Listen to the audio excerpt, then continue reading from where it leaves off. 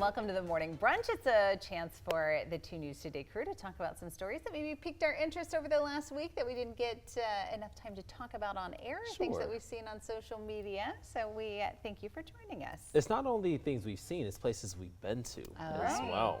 Our own personal experiences. This is true. I've been gone for a couple weeks. I was last week just filling in on Nightside, but then the week before that, my family was in Florida and we spent a day, just a day. I didn't do you guys did a week, right? When you guys went? We did. I think we did one park one day and then another park another day, but that was it, just 2 parks. Okay, Disney.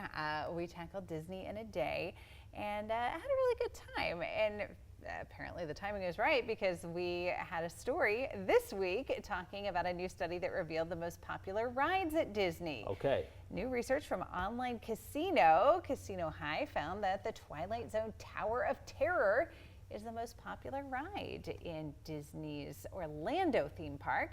After that, it was Space Mountain in Magic Kingdom. Then It's a Small World in the same park.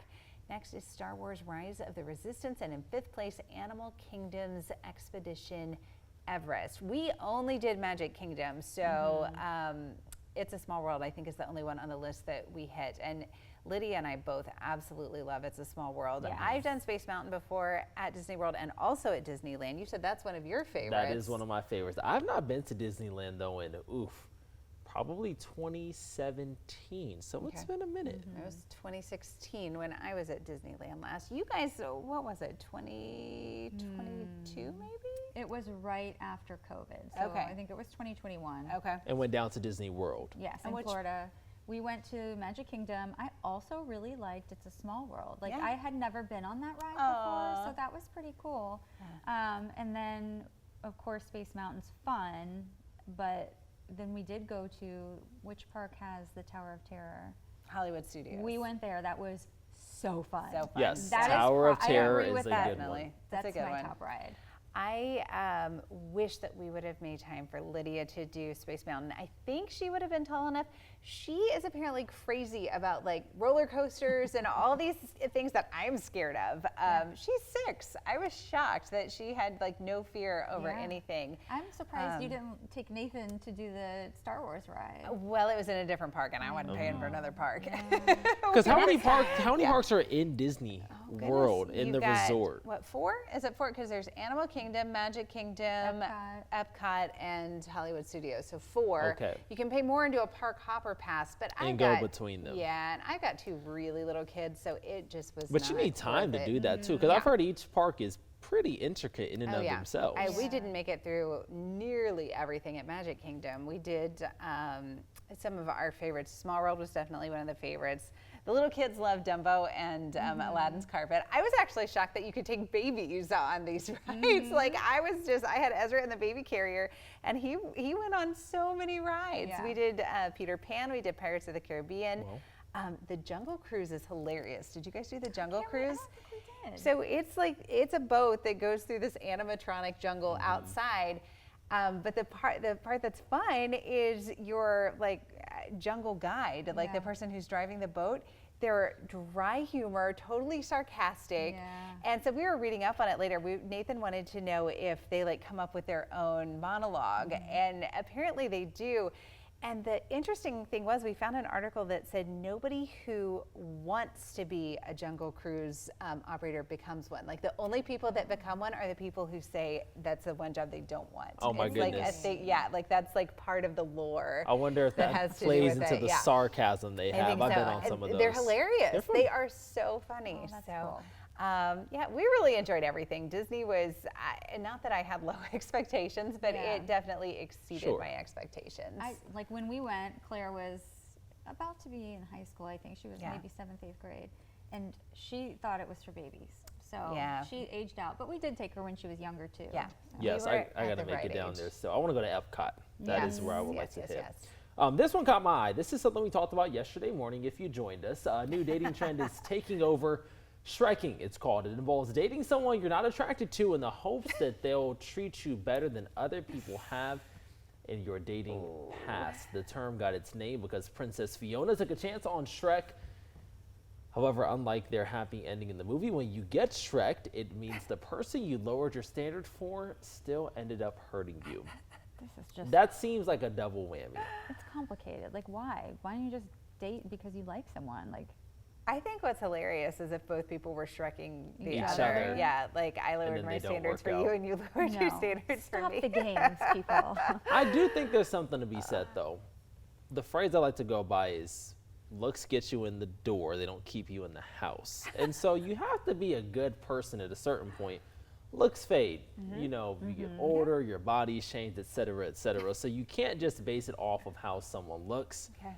Because who knows what can happen in life. All right. Very important. Yeah. I know you all are not, you know, I'm in the just dating glad pool. I'm you not got, in the yeah. dating game You hear anymore. all, you guys hear all, glad. listen, So y'all hear all glad. of my stories. If we could ever make my mic hot during the show, oh man, we might go viral because of some of the stories I've told I you. hadn't seen you in 2.5 weeks because you were gone for NABJ Yes. and then I was on vacation and then on a different shift. I thought by the time I got back he'd be engaged or something. Like how fast his dating life moves sometimes, but apparently no big developments.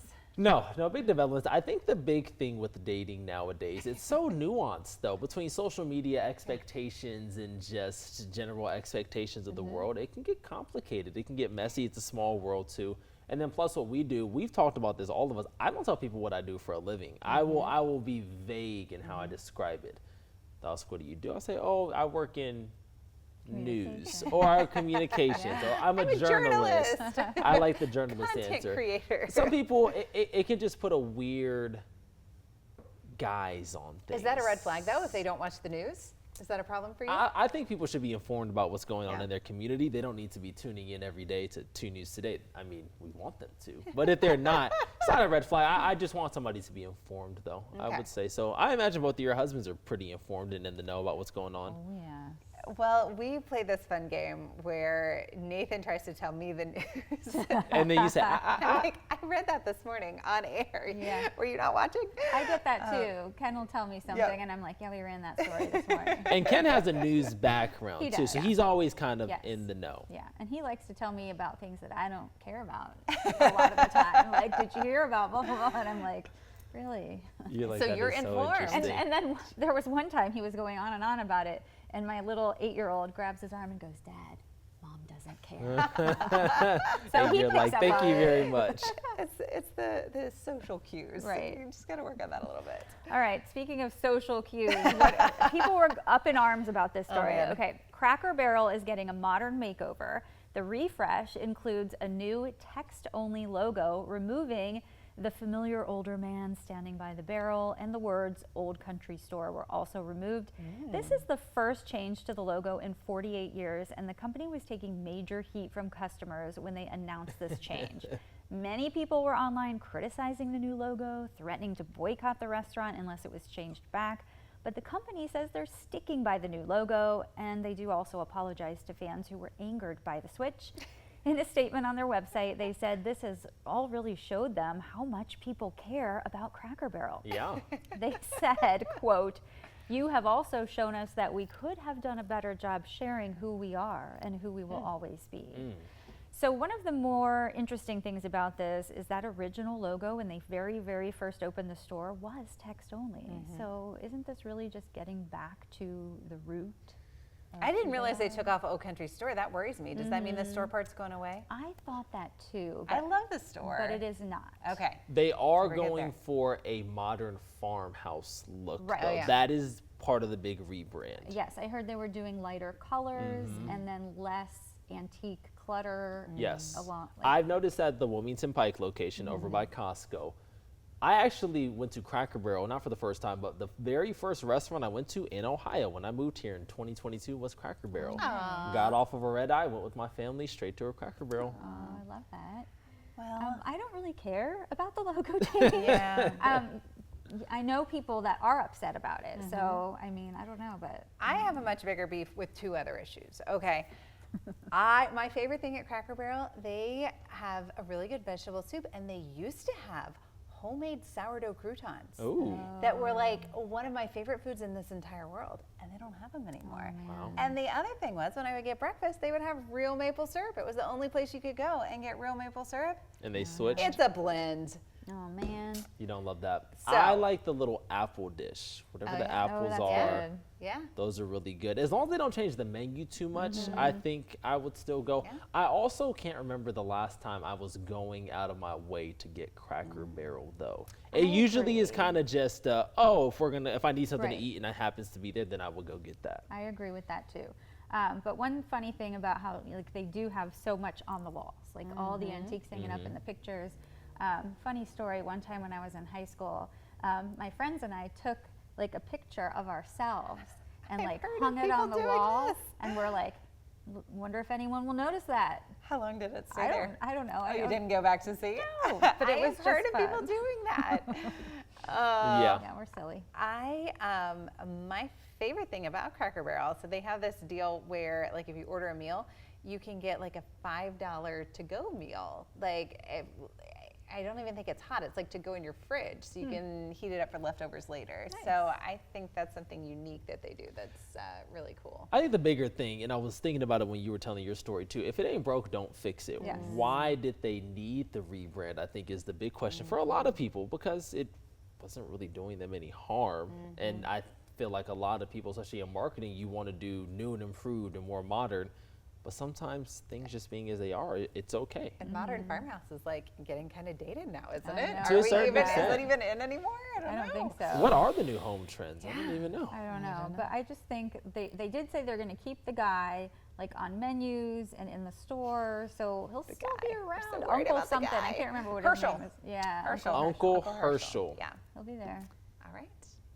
I just want my croutons back, man. Aww. Well, you heard it here first on Morning Brunch. Lauren's got to get her croutons back, and we just want, if it ain't broke, don't fix it.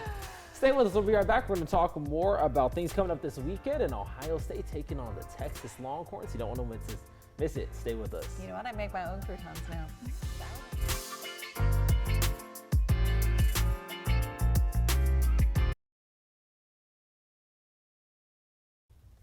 Hey, welcome back to the Morning Brunch. It's a chance for us to talk about some of the stories that we've seen online, talked about on air, or even experienced in our own lives. And this next one is something people are talking about, and it's getting some good and not so good feedback. So I saw this actually on the Today Show. It started with a social media post that went viral talking about how much you spend on back to school shopping. And one mom apparently gave each of her 3 children a back to school budget of $750. I know every year we talk on the news about what the price of school supplies are, what the cost of clothes are, blah, blah, blah. Her budget at her house is $750, but it's up to the kids to figure out how to kind of distribute that between clothes and what they actually need in terms of school supplies and whatnot. She says it helps them learn financial responsibility. So if they only have this set amount of money and they see a $50 white t-shirt, well, they might be better off just buying the $7 white t-shirt, which I definitely can appreciate. I remember back to school shopping being like a really, really fun time when I was a kid. And I feel kind of guilty because I haven't given like my kids that experience yet. Like Lydia doesn't, I don't think Lydia knows back to school shopping is a thing, because now with Amazon, like Lydia, we homeschool and we also do a cottage school, and her little school like sends out an Amazon list and you just click, click, click, it's delivered to your door. So she totally misses out on the whole experience. And then the same way, even with clothes, I don't know. I feel like because of the way that we consume media, we're not seeing a ton of commercials and things like that are hawking items to her. So she's not asking to go like buy new stuff. So I don't know. It's like a cultural experience she's not really getting. You guys make a big deal out of back to school shopping? I think when Claire was younger we did, because she wanted like the folder that had like the cat on it or the puppy. Lisa Frank. Yeah. But now like my boys, like they don't care. Like nobody comes with me. I'll just go myself and get whatever. To Lauren's point, we've shifted so much to this online format. Gone are the days where you're going to the brick and mortar and there's the sales going on and you get it. $750. That's a lot. It seems like a lot. I feel like my back to school budget for clothes maybe was like $200, and that would get you like maybe a pair of shoes, pair of pants, 2 pairs of pants, couple shirts. And that usually was it, because the notion is you're also shopping year round. So I have Luke, who currently wants a new backpack, and he wants to spend a lot on it. And What's a lot? Like 120. For a backpack? For a backpack. That'll last 1 year, or we'll take him through high school? Who knows? But I just said, you know what? Here are some other options. Sure. Like, think about this. Because he's like, I'll spend my own money on it. I'm like, okay, but just show them, like, that what. seems high. Yeah. You can save money if you buy this. Yeah. You can. Or get him started on Facebook Marketplace. You can buy Yes. yours. That's my favorite thing to do. Well, you know what else is not going to be cheap right now if you're trying to go watch the Buckeyes play this weekend? It's game week. It's excited. OH. Everybody does that. I love when people do that. They're playing the Texas Longhorns Saturday. Big noon. Kickoff's going to be great. A game run is against the top-ranked Texas Longhorns, but the least expensive ticket on Ticketmaster for the game right now is $351. That's on Ticketmaster. It could go down as the most expensive home opener in Ohio State football history. We heard from a man this morning during the show saying that he was taking his family on a vacation instead for all of them for the price he would have paid for 2 tickets to go watch his beloved Buckeyes play in the shoe. Goodness. And in this day and age, it's unfortunate because you want accessibility to a certain extent. But how accessible is it? Because I don't know a lot of people that are going to be shelling out $350 per person to go watch Ohio State play. I mean, $700, you could go on a decent vacation like the man mentioned this morning. So what would you pay $350 to see? Is there a concert? Is there a sporting event? What would you pay Most that I for? paid for a concert was about $220, and that was after fees. And even that, I said, I don't know if I want to see him. I don't want to see him that much. I think $250 is probably my limit. Now I say that. I'm considering going to the Penn State Ohio State game, and those tickets are like $375. Oh, wow. So those ones are, a little up there. I think it depends. Now, if I ever won the Masters lottery, I've always said, I'm just putting the credit card down and I'm just paying what it is, I and we'll know figure so it out. many people that have tried that. Yes. And nobody gets it. That's in the World Cup coming in 2026, same kind of situation. If I get tickets, I'm putting a credit card down. Where We'll is figure the it out World later. Cup? So it'll be here in North America. It's Canada, United States, and Mexico. And then I think the closest city to us will probably be the East Coast, like MetLife, Gillette Stadium as well. I know AT&T hosts, but there's a bunch of different host sites because it's going on the whole time. Not Cincinnati, though. Not Cincinnati, no, they did not get the bid. I feel like Kansas City might have got a bid for a host city as well. That's cool. What about you guys? What's the most you'd spend on something? I have paid that much for an Ohio State ticket. It was a very special circumstance. My dad had terminal brain cancer, and it was his last Ohio State-Michigan game. And Did it was the Ohio year that State win? It was the year they won the national championship. Oh, 2016. that's so like, so I mean, that's awesome. Here I'm thinking about it, but it was it was. That's so sweet. Yeah, we just knew we had to take him, and it was so cool that they wound up winning. I think those are the moments where it's priceless. Yeah. That's awesome. I love that. And they won the national championship. We're hoping that they do it again this year, right? Yeah, We'll have to see. absolutely. All right, you guys, this is my favorite weekend of the year. I love this. We are just days away from Labor Day weekend, and the Kettering community is gearing up for one of the biggest festivals of the year, Holiday at Home. Yes. This is a tradition I grew up with, from walking in the parade on Labor Day as an elementary school kid to marching with my Fairmont cheerleading squad. And a couple years ago, I was honored to be the Grand Marshal. This year, I'm going to be emceeing the gala they hold at the Presidential Banquet Center on Saturday evening. Lauren joined me at the gala a couple years ago. Oh, it was so much fun. That was the best weekend that whole year, I think. I know. So at the gala, we honor the Holiday at Home scholarship winners and this year's Grand Marshal. And then all of the fun kicks off on Sunday. So it's a 2-day celebration. Sometimes people get confused and they think Saturday, Sunday, Monday. No, this is just Sunday and Labor Day. You can find food, entertainment, car show, a kids area that's free, arts and crafts for sale, all in and around Lincoln Park and Fraze Pavilion. And then on Labor Day, we have a 5K that gets kicked off around 8 a.m. And then the parade that's called the largest in Ohio steps off just before 10 a.m. The route goes right down Far Hills, beginning at Stroop and ending at Dorothy Lane. And the theme for this year's celebration is Going Country. Aww, how cool. Yeah, no, it's so fun. And we can give you more information at WDTN.com or holidayathome.org. to get like a rundown of events. Yeah, and the gala is so much fun. I know you were sending me your dress like several months ago, right? You were picking out your attire for the evening. It's fun to get dressed up for something fancy every once in a while. So are you going country at the gala or just for the parade and the rest of the festivities? Just for the parade tonight, because I'm going to wear like a gown. Okay. But I might put on a cowgirl. That's all I was wondering. You put like a cowgirl hat or something. Maybe. I don't know. We'll see. Okay. I know you mentioned it to me this morning. I'm going up to Columbus for the Ohio State game. Not going to the game. I'm going for the festivities and all of those things. But I think this is cool. And you said you grew up with this too. So it's a full circle moment for you. Absolutely. When I was in 3rd grade, we had, I don't know why we did this. We were the Raisinettes, my school. Yeah. And so we all wore black trash bags and like, that was our raisin costume. My mom was the Cardinal. That was the mascot of our elementary school, the Kennedy Cardinals.